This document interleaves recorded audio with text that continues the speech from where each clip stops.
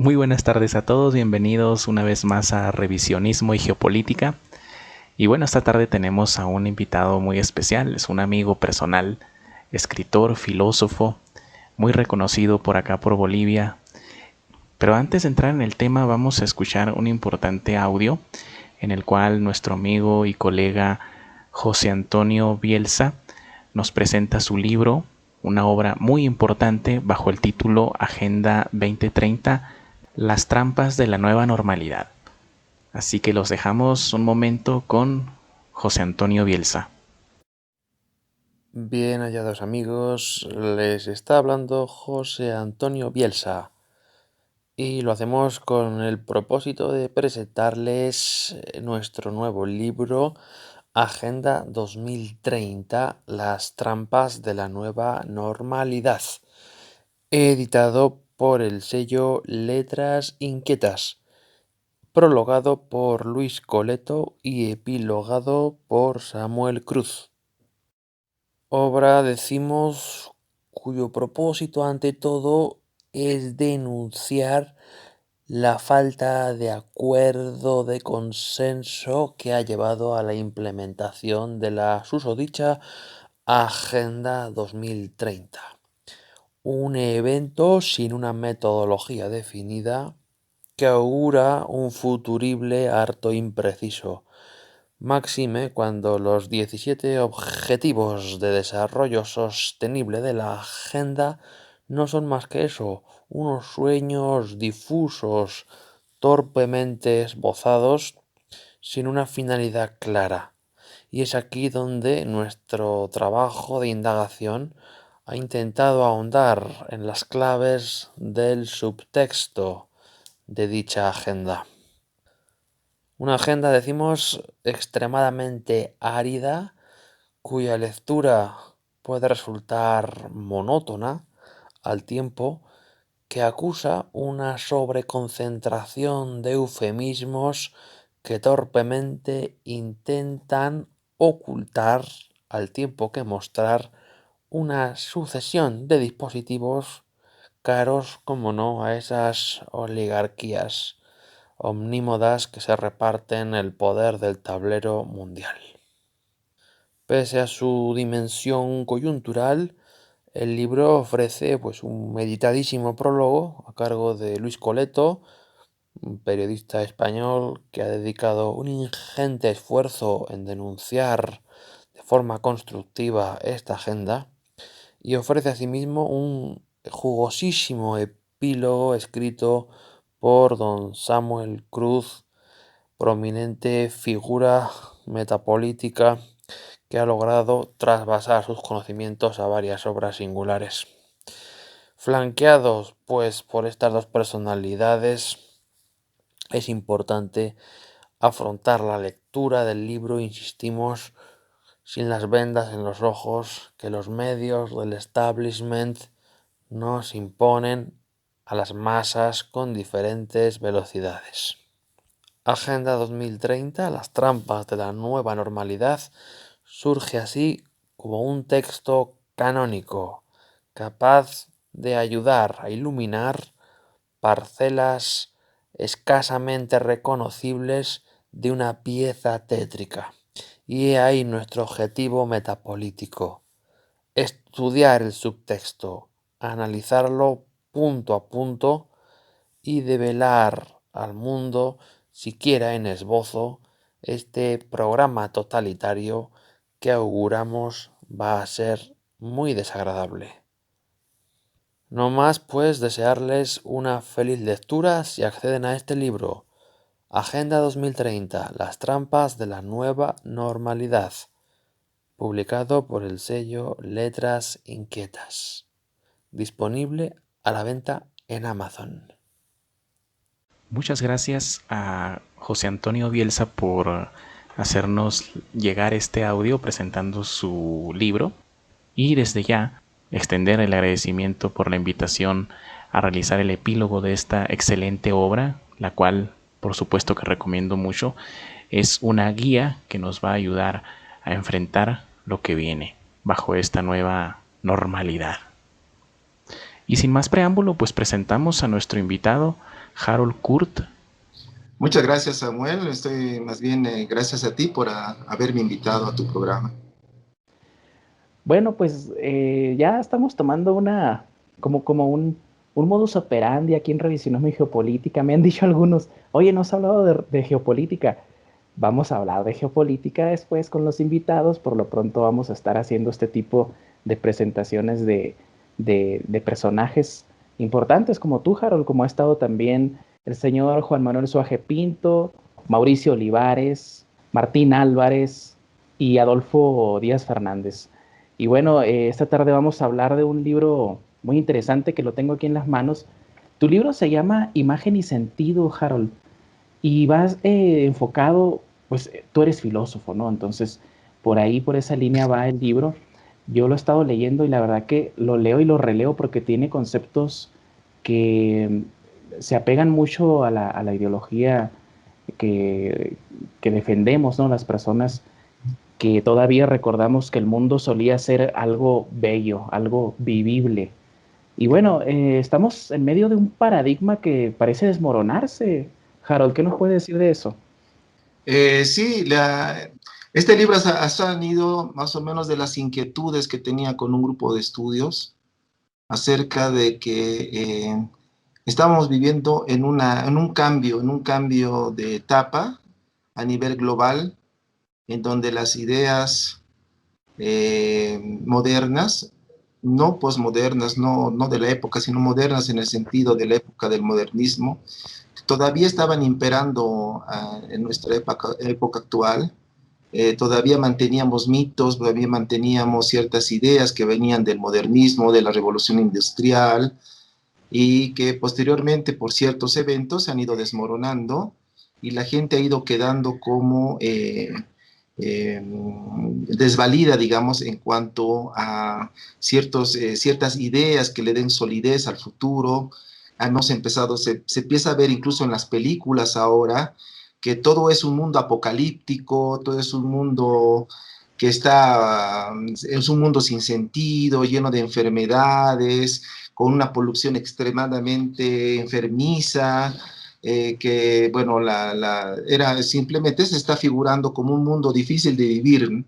Y a la par también se está viendo incluso en las películas que son más o menos como lo que es como los transmisores, digamos, de lo que la gente está un poco pensando, elaborando, imaginando, que el mundo se va a volver tan caótico que va a ser necesario escapar del mundo. Así que estamos viviendo en esa transición, en algo que no se sabe qué va a pasar. Lamentablemente las ideas que vienen de futuro son muy fatalistas. Entonces, esa transición está trayendo muchos problemas psicosociales, muchos problemas personales. La juventud tiene ideas que antes eran imposibles de imaginar, ideas que podrían ser sui generis, otros quizás podrían tener también ideas positivas sobre el futuro. Hemos entrado en una etapa medio extraña, ¿no? Medio extraña, que hay culturas que están disparando por un lado, otras por otro lado, otros no quieren los cambios, otros quieren mantenerse en la tradición, otros odian la tecnología, otra parte del mundo está más bien en pro de la tecnología, otros hablan de los problemas tecnológicos, etc. Estamos en ese momento de transición, es un momento muy complicado porque no se sabe qué va a pasar, ¿no? Y a partir de eso, de esos estudios, de esos análisis, es donde yo en realidad, las anotaciones, apuntes que tuvimos en ese tipo de estudios, en el que yo lo dirigía personalmente, fueron, digamos, la base para escribir este libro, de forma que pueda ser de utilidad las conclusiones que hemos ido logrando, las investigaciones que he realizado, puedan ser de utilidad para alguna persona que está ahora en ese momento de conflicto, ¿no? Que no sabe qué va a pasar. Y necesita ideas y necesita imágenes que le abran el futuro, que le den una cierta dirección, una cierta claridad, ¿no? Una cierta respuesta a esas inquietudes. Más o menos ha sido esa, digamos, el motivo por lo que he terminado escribiendo el libro y bueno, después publicado, ¿no? Y de hecho creo que es como una guía de vida, como una guía de supervivencia en este mundo caótico que mencionas, Harold. Diva Leticia Lutz escribió sobre tu libro lo siguiente, ¿no? Ella dice que es una lectura indispensable para entender el paradigma de la época actual. Y yo creo que lo primero que tendríamos que hacer para comprender el mundo en el que estamos viviendo, tendríamos que entender qué es un paradigma, Harold. Entonces, aquí en tu libro, en la página 31, escribes, cuando hablamos de un cambio de etapa, de la transición de una época a otra, estamos hablando de un cambio de paradigma, pero, y haces la pregunta, ¿qué es un paradigma? Entonces me gustaría que nos explicaras desde tu perspectiva qué es un paradigma. Ya, un paradigma es, bueno, también lo dije en mi libro, ¿no? Haciendo una explicación etimológica de la palabra. Viene de la palabra griega que es la primera parte, que significa junto, y deigma, que significa patrón, ¿no? O sea, junto a un patrón, algo así, ¿no? Más o menos podría ser una traducción un poco a la ligera, ¿no? De junto a un patrón, junto a algo, ¿no? Todas las etapas viven un paradigma, o sea, el paradigma es más o menos una especie de contenido de una época. Por ejemplo, en la Edad Media, cuando el cristianismo estaba de boga, ¿no? No se daba importancia mucho a la ciencia ni al conocimiento, las respuestas las daba Dios, ¿sí? Ese era un paradigma, era una forma de pensar el mundo, es una forma de entender el mundo, ¿ya? Junto a eso, bueno, en realidad esa era una cosmovisión del mundo, ¿ya?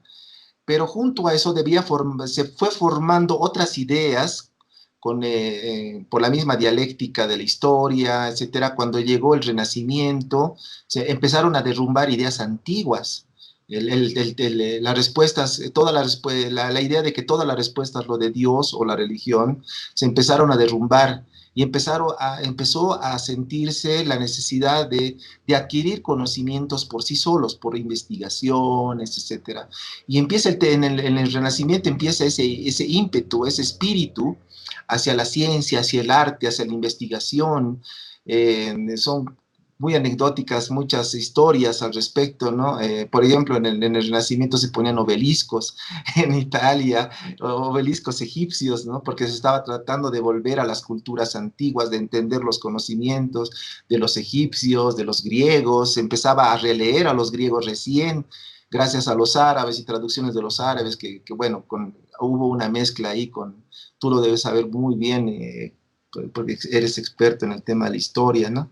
Entonces empezó a rescatar, digamos, gracias a los árabes, gracias a traducción de los árabes, los libros de Platón, por ejemplo, ¿no?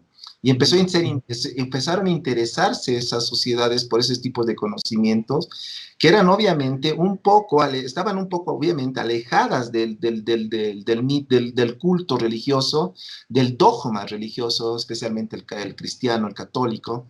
Y entonces empezaban a surgir nuevas ideas, nuevas posibilidades, que no necesariamente Dios era el que manejaba el mundo, podían haber fuerzas diferentes que manejaran el mundo, que hicieran mover los planetas. Apareció Copérnico, aparece Galileo y empieza a derrumbarse todo el mundo anterior. Ese derrumbe, esa entrada hacia nuevas ideas, ese es lo que podría llamarse el cambio de paradigma, ¿sí? Entonces, si nosotros leemos un poco de historia, vamos a ver de que la Edad Media, la mentalidad de la Edad Media, lo que se creía en la Edad Media, es muy diferente a lo que se empezó a construir en la modernidad, cuando llega Descartes y habla del Dios, la diosa razón, cuando le da preponderancia a la razón Descartes y dice que pienso y luego existo, ¿no? O sea que el hombre es un ser pensante, un ser capaz de darle sentido a la vida, de dar respuestas a la vida. Y contrario a lo que antes se creía, por ejemplo, de que la respuesta las tenía que uno encontrar en la Biblia o en los textos sagrados, ¿no? Entonces ahí hay un cambio de visión y eso transforma al mundo. Es muy interesante el tema del paradigma porque se cambia el paradigma y cambia el mundo. No es como algunos tratan de entender de que hay una revolución, por ejemplo, social, ¿no? Y esos movimientos sociales de las personas cambian el mundo, pero se olvidan de que esos movimientos han aparecido porque había unas nuevas ideas que estaban impulsando ese cambio, porque había nuevas creencias o había nuevas imágenes, nuevos proyectos que impulsaban ese cambio. Y eso es lo que hacía, al final de cuentas, cambiar el mundo, ¿no? Entonces, esos eran los cambios de paradigma. Y para acotar un poco más sobre el cambio de los paradigmas, es interesante entender algunas cualidades de los paradigmas. Por ejemplo, Thomas Kuhn nos habla en su libro que se llama La estructura de las revoluciones, nos da ciertos tips, podríamos llamarlo ahora, ¿no? Para entender cómo se generan, qué es lo que pasa con esos cambios de paradigma. Y acabamos de decir en la introducción que hiciste o que me permitiste hacer, de que estábamos entrando una nueva etapa de la historia. Los paradigmas anteriores estaban derrumbando y estamos entrando una etapa nueva de historia, ¿no? Uno puede pensar ahí de que es necesario crear nuevas ideas, ¿no? Fundar nuevas ideas para que de una vez las ideas pasadas se derrumben. Pero Thomas Kuhn hace una aclaración muy interesante y dice que los paradigmas aparecen o sea, los nuevos paradigmas aparecen cuando los anteriores han dejado ya de tener su función. No es que uno en una cierta etapa de la historia, a voluntad propia, porque se le ocurre, digamos, se reúna con unos amigos y empieza a querer cambiar el paradigma del mundo, ¿no? No es así, sino que eso aparece en realidad porque el anterior paradigma ya no sirve, ¿no? Ya es inútil para los nuevos procesos que están apareciendo. Eso es algo muy interesante, ¿no? Y fíjate, para terminar con el tema de los paradigmas, cómo los paradigmas condicionan una forma mental. Yo puse un ejemplo en mi libro, en el sentido de que en la Edad Media, por ejemplo, decían que nada más pesado que el aire podía volar. O sea, y era imposible. Ellos no podían ver la posibilidad, no podían entender de que algo podría volar, algo hecho por el hombre o algo, cualquier máquina podría volar, imposible. O sea, y fíjate el concepto tan contradictorio que usaban, ¿no? Nada más pesado que el aire puede volar, y cuando están viendo águilas más pesadas que el aire, que estaban volando, ¿no? Pero eso no podía ver, la gente no puede ver algo que no está dentro de su campo de creencias, ¿no? Si no está dentro de ese su campo de creencias, el hombre no lo puede ver. Eso es muy interesante estudiarlo y lo pongo también en mi libro, ¿no? Si dentro de tu campo de creencias no están ciertas posibilidades o no has aceptado que pueden haber ciertas posibilidades, estoy hablando de una especie de mentalidad global, ¿no? De una mentalidad de una época, de una cultura. Si dentro de eso no está incrustado esas posibilidades, nadie lo puede ver. O sea, para ellos es imposible. Es lo que le pasó a Galileo, ¿no? Galileo abrió, de alguna manera, podemos decir, la mente y dijo, mire, la Tierra se mueve. Podría ser obvio para todos, ahora nos parece re obvio que la Tierra se mueva, ¿no? Porque ya está dentro de nuestros paradigmas actuales, ¿no? Pero en esa época no estaba dentro del paradigma actual. Entonces, para los sacerdotes, bueno, el clérigo, para la gente, era una locura lo que estaba diciendo Galileo, era una locura. Copérnico dice que, bueno, ya la Tierra se mueve alrededor del Sol, es otra locura, ¿no? Es interesante cómo Ptolomeo trata de crear un sistema universal, un sistema de movimiento de planetas que estén basados en el paradigma que ellos creían, o sea que estaba forzando el movimiento de los planetas, etcétera, a lo que ellos creían que debería ser de una forma determinada el mundo, ¿no? En ese sentido te estoy diciendo de que él trataba de obligar, digamos, a sus cálculos a que respondan en el sentido de que la Tierra era el centro del universo. Trataba de que todo más o menos, todas las teorías fluyan con esa base, ¿no? Y forma toda una cosmogonía, etcétera, tratando de mostrar eso. Pero luego con Galileo, pues se derrumba todo eso, con Copérnico se derrumba todo eso, y empiezan a tratar bueno, tenían necesariamente que cambiar la mentalidad y adaptarse a los nuevos descubrimientos, ¿no? Y aceptar de que lo que ellos pensaban no era lo correcto, ¿no? Entonces es algo muy interesante en el cambio de paradigma. Hay un cambio mental y global todavía, ¿no? No es una cosa caprichosa, pero eso tiene su tiempo. Eso llega en determinados momentos de la historia, cuando las anteriores ideas, las anteriores ideologías ya se están derrumbando y ya no tienen el sustento, ¿no? Ya no sirven, digamos, como directrices a lo que está sucediendo en un momento determinado de la historia.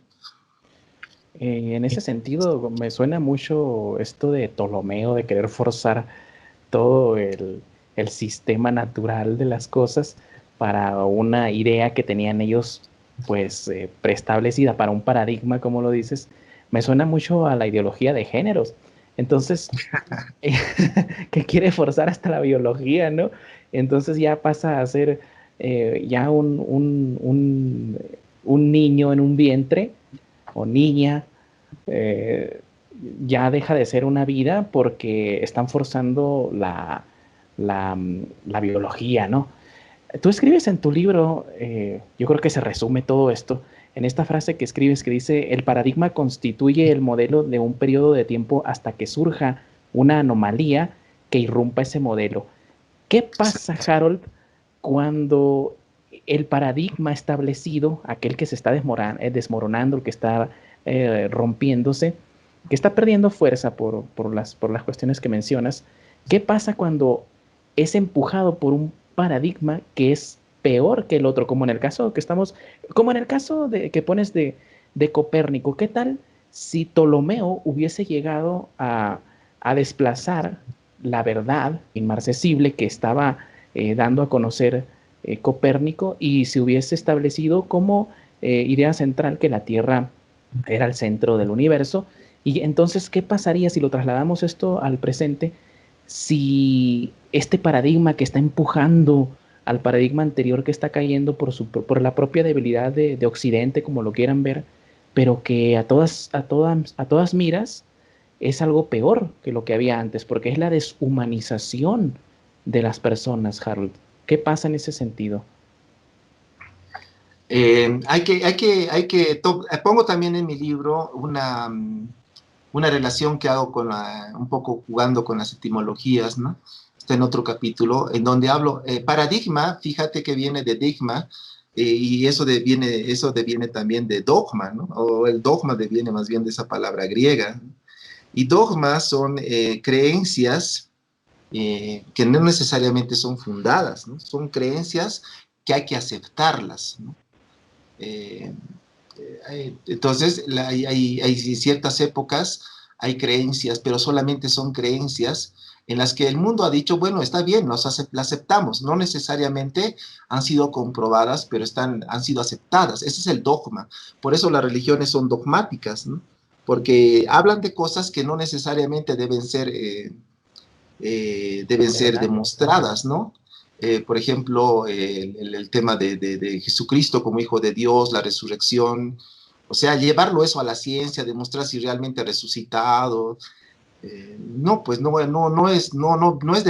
está dentro del ámbito de la ciencia tomar ese papel, ¿no? Pero es aceptado dentro de las creencias religiosas y eso obviamente es aceptado por un tema de fe, ¿no?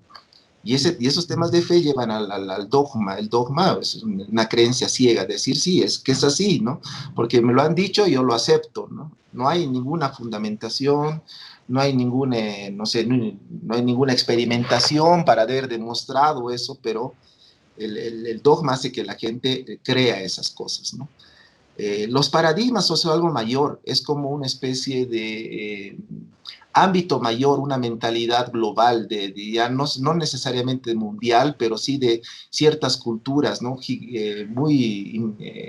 Ciertos imperios también, ¿no? O sea, estamos hablando de conjuntos de pueblos, de tradiciones, que más o menos se manejan con ideas generales, ¿no? Supera, digamos, al tema dogmático, al tema sectario, ¿no?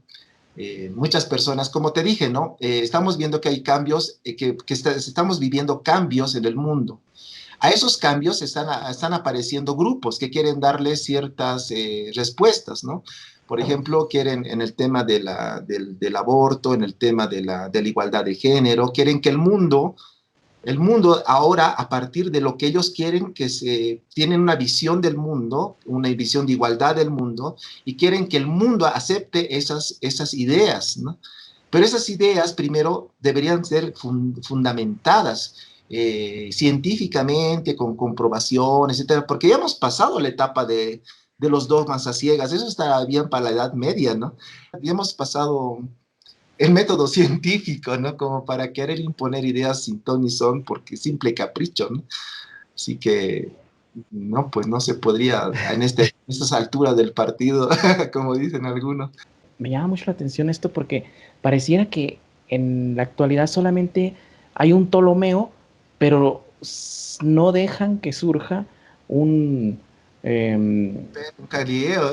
un Galileo, sí, o sea, decir, y es más, a Galileo antes de que nazca le vamos a cortar la cabeza, lo vamos a abortar a ese mentado Galileo, ¿no? Pero yo creo que llegamos a una parte en la que la gente está totalmente fuera de sí, Harold. Ya no, aquella, aquella vieja alegoría que nos había dejado como consejo Platón, parece que nunca se aprendió, que era la alegoría de la caverna de Platón, ¿no? Y en este sentido, en tu libro, en la página 85, todo el libro está muy bueno, ¿no? Pero la verdad que a mí la parte que me ha impactado más, que me ha gustado más, porque va mucho con una idea que yo planteé en mi libro El mundo detrás de las cortinas, que es la nueva caverna de Platón, ¿no? Y a este capítulo tú lo titulas Escapando del Alcatraz de las opiniones, porque como decíamos, ya la opinión pública a través de las redes sociales, de los medios de comunicación, etcétera, parece que, como decíamos, quieren abortar antes al Galileo para que solamente el Ptolomeo sea el que impone su visión del mundo y si dice que la biología está equivocada, pues está equivocada y si dice que las cosas flotan hacia abajo, es lo que se impone, ¿no?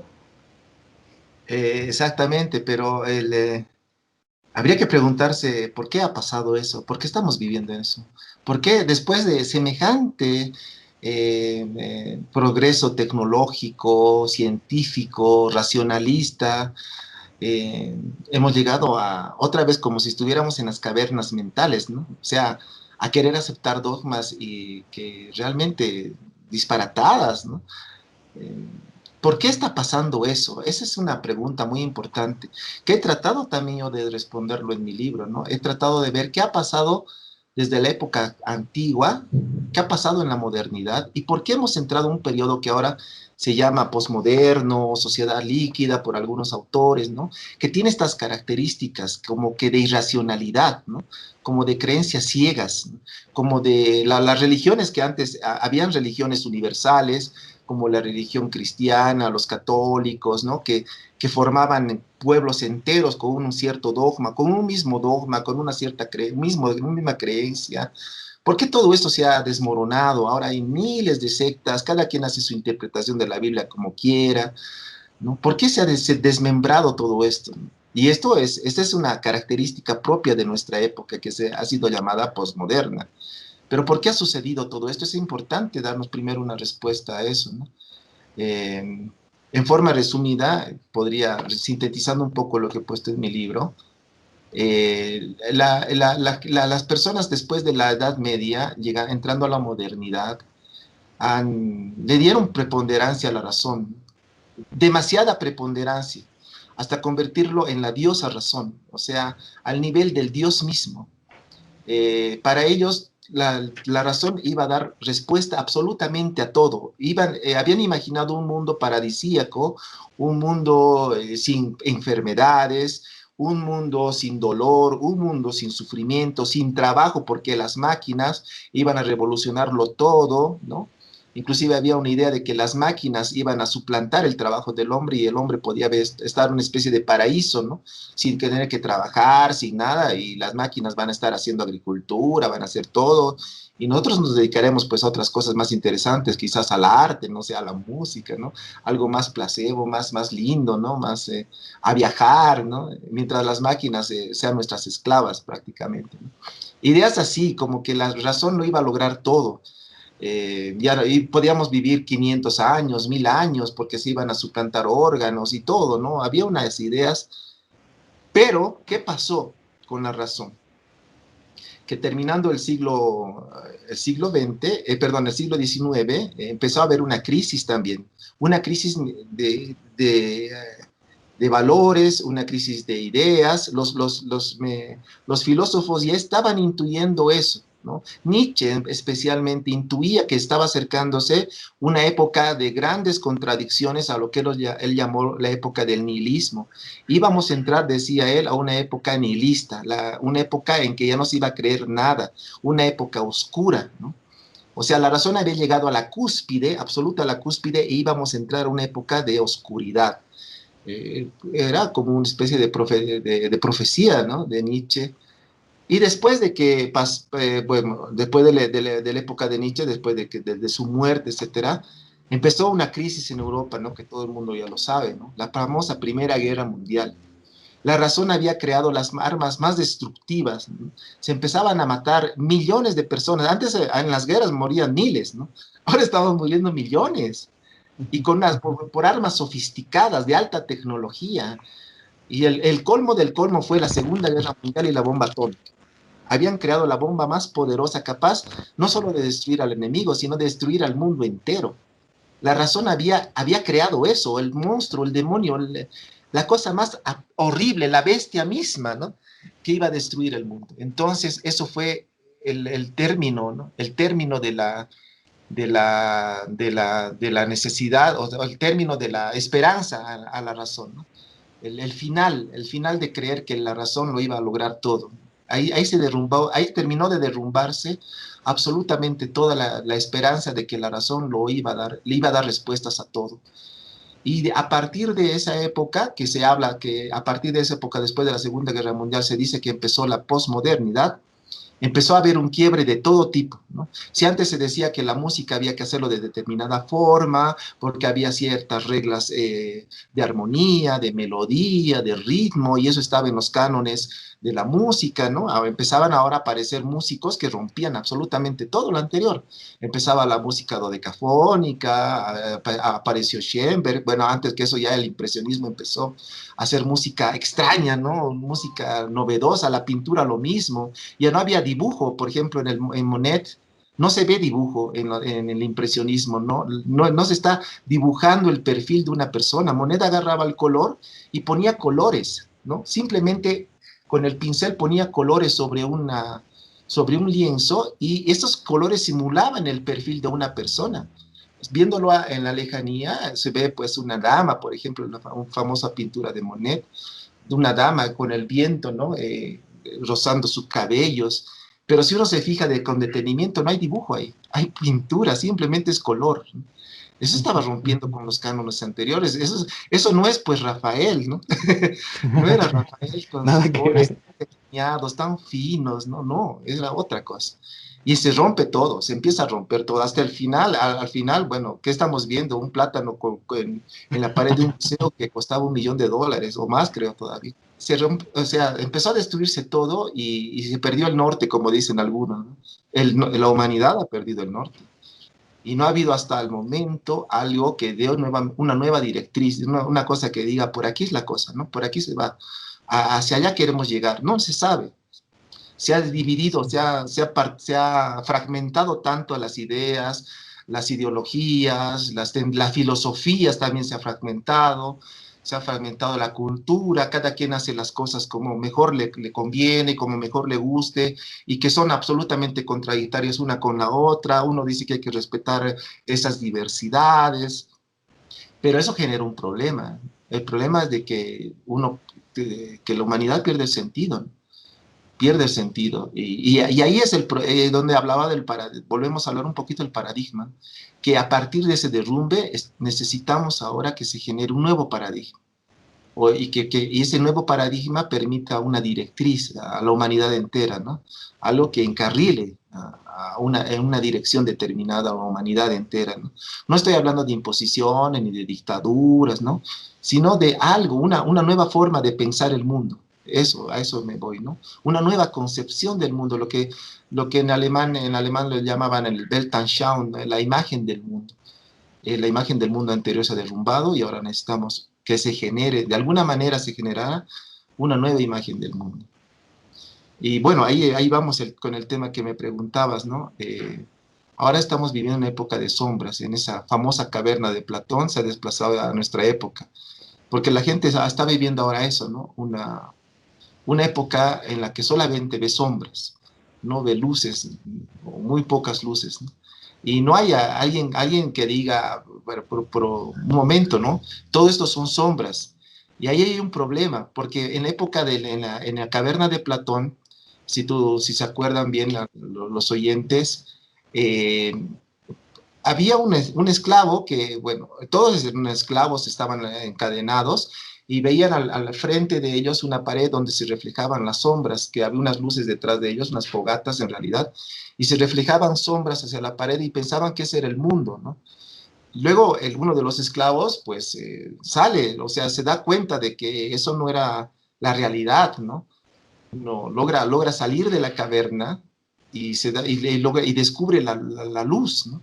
Cuando regresa de haber visto la luz fuera de la caverna, les trata de decir a todos de que lo que están viendo no era la realidad, era algo falso, que la luz, la realidad, la verdad estaba fuera de la caverna.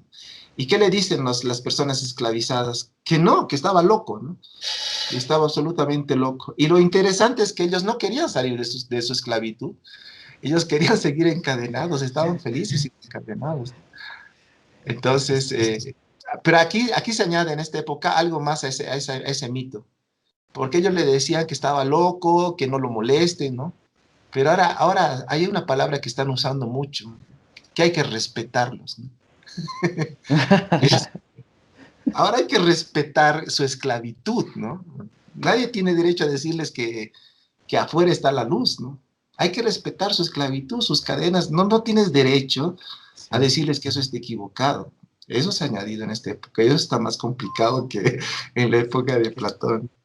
Es que parece que, bueno, algunos apuntes, ¿no? Yo creo que cuando hablabas de la entronización de la diosa razón en la Revolución Francesa, yo creo que no sé si tendrían una buena intención, pero a todas luces salió muy mal. La entronización de la diosa razón, el querer cambiar, por ejemplo, el calendario gregoriano por el calendario republicano, en el cual hicieron un desastre total y que en mi próximo libro yo digo que coloquialmente, pues que fue el inicio de los calendarios esos que están en los talleres, que abundan en los talleres mecánicos para automóviles, clásico que hay una mujer voluptuosa, ¿no? Eso era exactamente el calendario republicano de la Revolución Francesa. Para mi gusto duró mucho la época de la entronización de la diosa razón, pero bueno, desgraciadamente, como decías, pues tiene que haber algo que guíe al ser humano, un nuevo paradigma que guíe al ser humano, pero no parece que tengamos eso a nuestra vista, Harold.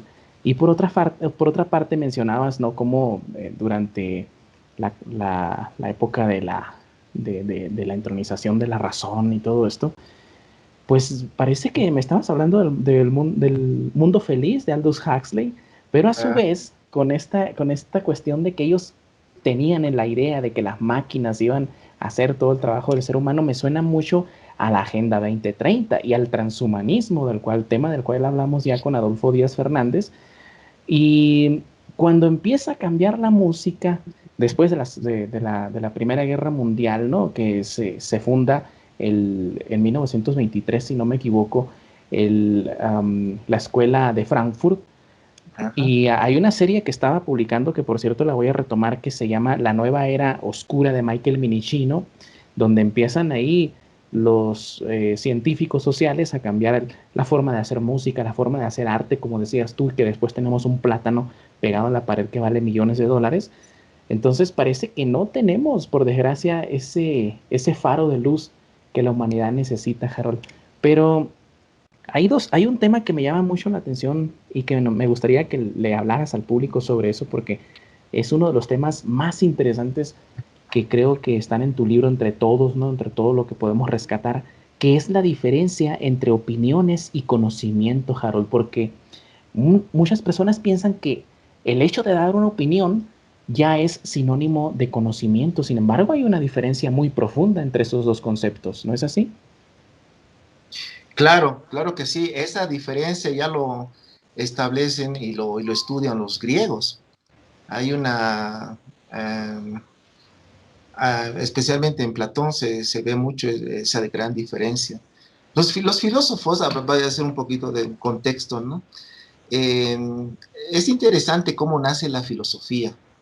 La filosofía, Ortega y Gasset tiene eh, explica más o menos, hace una breve análisis, un resumen de cómo empieza la filosofía y da datos muy, muy interesantes. Yo les aconsejaría leer qué es filosofía de Ortega y Gasset y hace un análisis eh, de cómo ha comenzado ese tema del preguntarse, ¿no?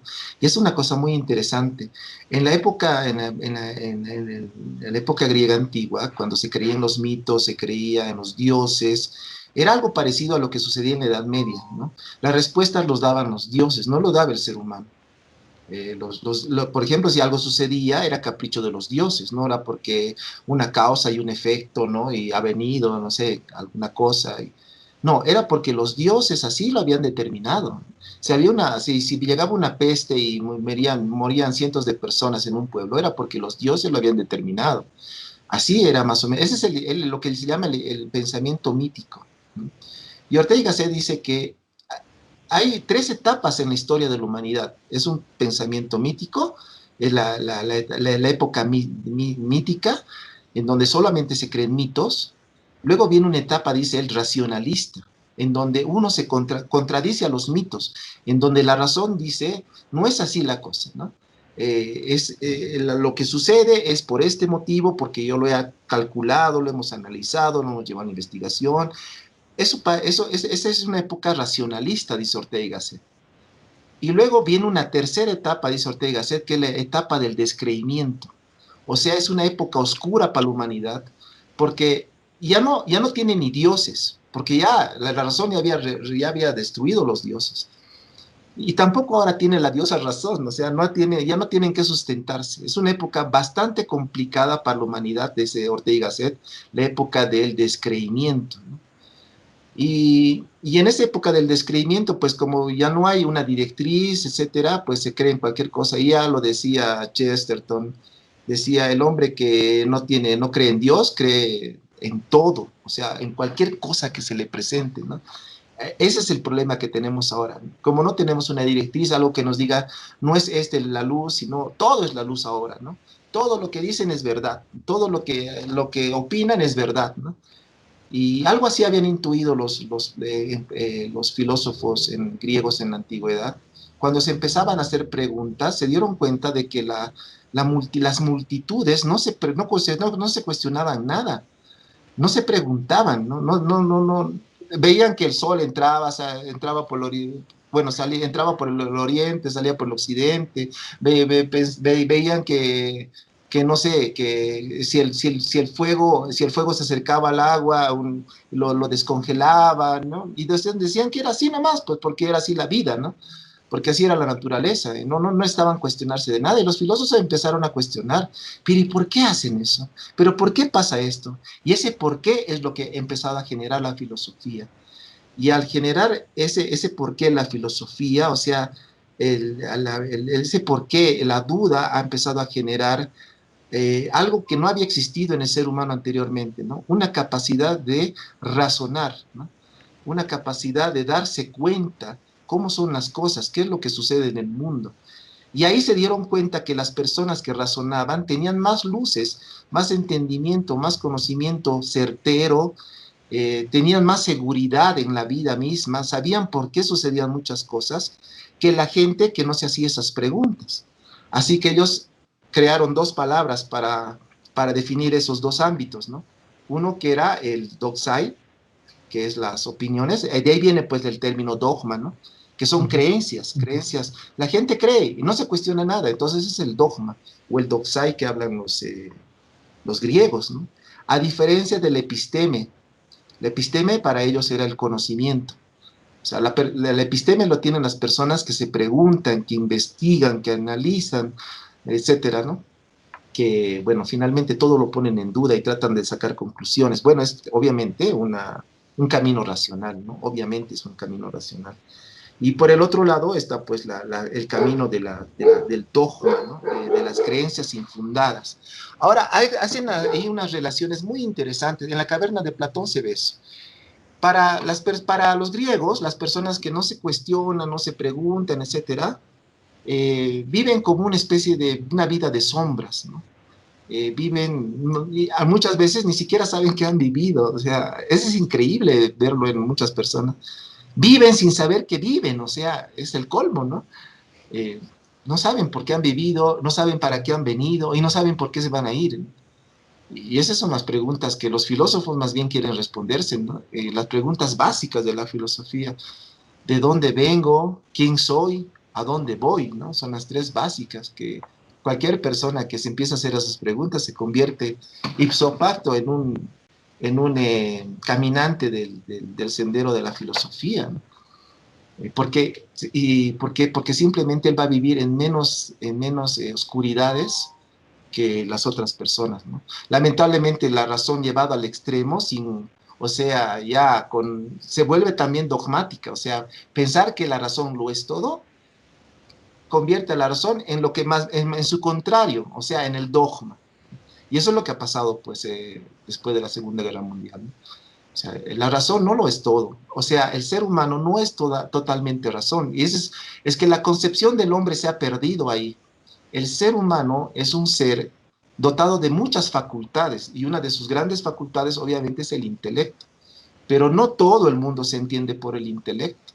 Hay muchas cosas que se entienden en el mundo, por ejemplo, por la sensibilidad, por la emoción. Un poema, por ejemplo, un poema jamás se puede reducir a un cálculo matemático, porque no está dentro del área de la razón el poema. La fe tampoco lo está. Y vemos que la fe es muy importante en el ser humano. El amor también, el amor, a ver, ¿qué podría reducir el amor a una ecuación matemática? ¿No? Imposible, ¿no? Porque es otro tipo de sensibilidad, es otro tipo de conocimiento. Y es también un conocimiento. Es muy interesante entender que las emociones son un tipo de conocimiento.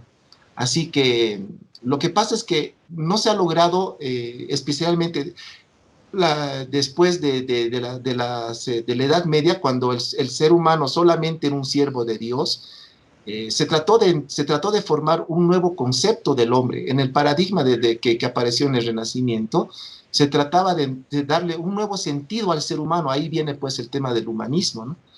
De que el ser humano estaba equiparado en cierta manera a Dios, porque era un ser capaz de crear, un ser capaz de construir, ¿no?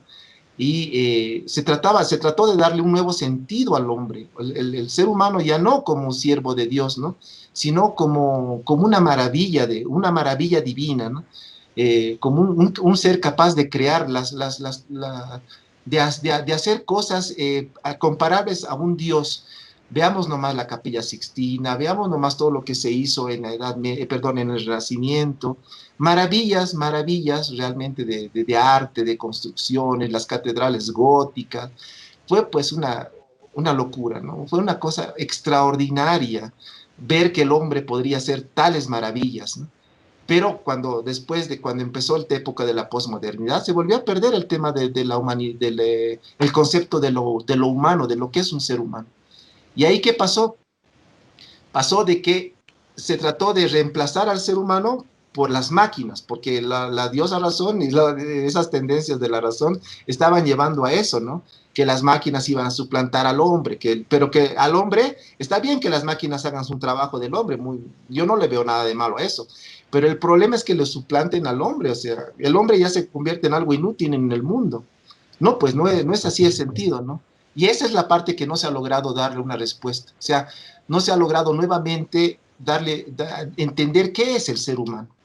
Y creo que ese es el grave problema actual. O sea, no se entiende qué es un ser humano hasta ahora, ¿no? Y se olvida esa pregunta. Se olvida esa pregunta, se quiere dar respuestas en lo político, se quiere dar respuestas en ideologías, pero ¿qué es un ser humano en realidad? Eso es algo que creo que hasta ahora no han podido dar una respuesta real, diferentes corrientes. Y Así no, es. por eso se ha deshumanizado absolutamente todo. Así es, por desgracia, Harold. Y creo que la tecnología también en la actualidad no ha llegado a un punto tal vez desde una perspectiva, en mi opinión muy personal, errónea de que el ser humano está de nuevo en esa posición de ser un dios, ¿no? Como ya decías tú, ¿no? Hay una cosa que me gustó mucho que mencionaste, que las emociones son conocimiento también. Y creo que eso es precisamente lo que están tratando en la actualidad de romper, ¿no? Con este aislamiento social, con esta cuarentena. Están queriendo romper las emociones del ser humano o reconfigurarlas, ¿no? Y retrocediendo un poquito más a lo que nos explicabas, decías que las multitudes, los filósofos se dan cuenta que las multitudes no preguntan nada, van por la vida como que nacieron por suerte y también por desgracia se van a morir nada más, ¿no? Entonces, desgraciadamente eso en 1895, cuando publica su magna obra La psicología de las masas, Gustave Le Bon, lo supo retratar muy bien. Las masas nunca han evolucionado, Harold. Seguimos siendo el mismo ser humano básico, manipulable, que nos encierra en esta cárcel del Alcatraz de las opiniones. Por desgracia estamos llegando al final de esta emisión, Harold. Me ha gustado mucho, la verdad que yo te he escuchado con mucha atención, como siempre que nos reunimos a platicar. Y pues solamente me gustaría, ya para despedirnos, y sé que la gente va a querer que repitamos, ¿no? La charla. Bueno, no precisamente lo mismo que hemos hablado, ¿no? Sino más bien que la continuemos. Van a quedar muchos temas pendientes. Pero nos gustaría que nos dijeras cuál es el Alcatraz de las opiniones, cuál es esa cárcel, porque Alcatraz, para los que no sepan, era una cárcel, ¿no? Entonces, que hagas una descripción para terminar, ¿cuál es el Alcatraz de las opiniones en la actualidad? Efectivamente, como tú dijiste, le queda mucho hilo todavía o mucha tela por cortar, se dice, ¿no? Resumiendo un poco a tu pregunta, que el, lo he titulado el Alcatraz de las opiniones justamente porque eh, vivir una vida sin cuestionarse, sin preguntarse, vivir una vida sin sentido, ¿sí?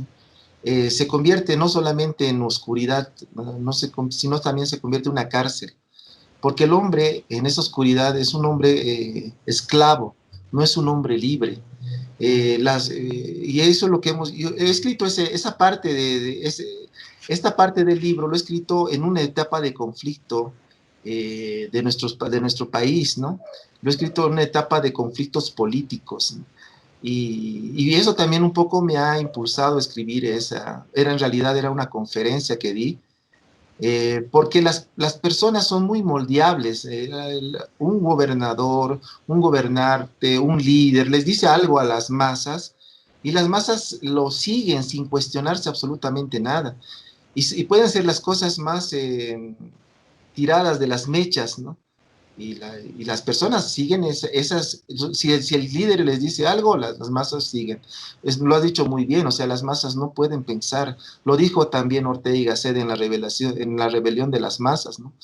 Las masas son una especie de rebaños, ¿no? A quien se les dice una cosa y lo cumplen, ¿no? Y eso es lo que les interesa en realidad a los gobiernos, a los líderes políticos, les interesa tener a millones de personas que cumplan sus órdenes.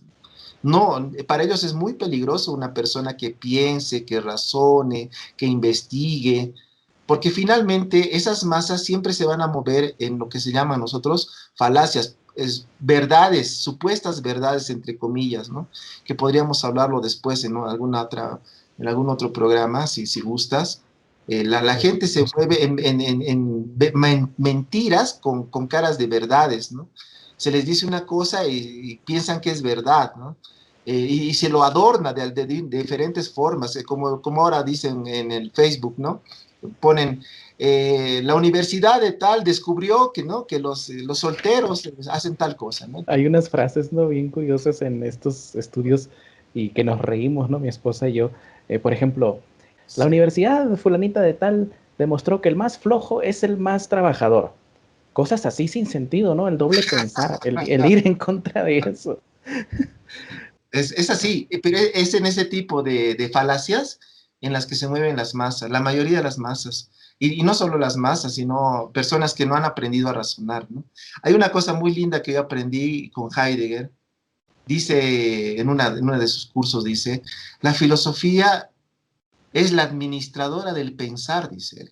O sea, al final también, en otra frase dice, la filosofía enseña a pensar, dice. Y eso es algo que a mí me impactó tremendamente porque me di cuenta que era importante el camino filosófico, porque uno empieza a darse cuenta. Esa palabra de darse cuenta tiene significaciones muy importantes, incluso hasta místicas, ¿no? Porque uno se da cuenta de la vida, se da cuenta del universo, se da cuenta de la existencia, del sentido de la vida, ¿no? Y por lo menos puede intuir, si no necesariamente se va a dar cuenta, así, por lo menos va a intuir, ¿no? Por lo menos va a sospechar porque que las cosas no van por ese camino, sino por otro, ¿no? Pero para ello es necesario cuestionarse, para ello es necesario preguntarse, investigar, ¿no? De ahí la diferencia del dogma y del episteme, ¿no? Y las personas que están, digamos, dentro de esa categoría, digamos, de que no han filosofado nunca en su vida, que podríamos decir que son personas que están en lo cotidiano, en la cotidianidad, etcétera, el momento que empiezan a ir con lo que de Platón llamaba la episteme, o sea, el conocimiento, estoy seguro que cambian su vida, estoy seguro que aparecen luces en su vida, ¿no? Y eso es lo que un poquito he querido transmitir, esa necesidad de cuestionarse, he querido transmitir en ese capítulo. Por eso también he hablado de las falacias, he hablado de las verdades a medias, he visto cómo pueden manipular una frase, ¿no? Para convertirlo en algo verdadero, pero después de hacer miles de manipulaciones, ¿no? Entonces, Sí. si uno conoce, digamos, esos entramados mentales, se va a dar cuenta, ¿no? De los discursos mentirosos, las cosas falsas que nos dicen, pero para ello también hay que también un poco dar de uno mismo, ¿no? Hay que dedicarse un poquito a estudiar, a analizar, ¿no? Tener un poco de empeño en ese sentido. Por supuesto. Harold, ha sido un enorme placer, como siempre, platicar contigo. Me da doble placer, ¿sabes por qué? Porque todo lo que yo aprendo cuando platico contigo, ya sea una charla por WhatsApp, cuando nos juntamos para X o Y cosas, eh, todo eso lo va a obtener la gente a través de este audio y por eso me da mucho gusto que te puedan escuchar. Y como siempre, pues se aprende mucho contigo y espero que pronto podamos hacer una nueva charla hablando de las falacias en las que se mueven las masas y bueno, que recomendar de nuevo este libro, Imagen y Sentido, ensayos críticos sobre la posmodernidad. Para las personas que lo quieran el libro, pueden dejarnos un comentario y les hacemos llegar los modos de compra del libro y de envío, porque mucha gente lo pidió de fuera de Bolivia, muchas personas que están en el grupo de Revisionismo y Geopolítica, en el grupo de Telegram y de WhatsApp, lo pidieron. Y bueno, creo que va a haber más gente interesada, Harold. Por lo pronto, pues solo me resta agradecerte e invitarte de una vez para que hagamos esta segunda parte de las falacias en las que se mueven las masas. Muchas gracias, Samuel. Estoy profundamente agradecido por tu invitación. Es un honor para mí, más bien, que tú me invites a tu programa. Y también es recíproco el interés mío, porque yo aprendo también muchas cosas de tu parte. Tu libro que leí, Detrás de las cortinas, fabuloso libro. Así que muchas gracias, más bien. Es un honor, un placer para mí conversar contigo. Pues muchas gracias. Entonces quedamos pendientes para la próxima clase, iba a decir, y es realmente eso, una clase. Así que bueno, Harold, nos estaremos viendo. Te mando un abrazo. Un abrazo, Samuel, y un abrazo a los escuchas. Muchas gracias. Hasta luego.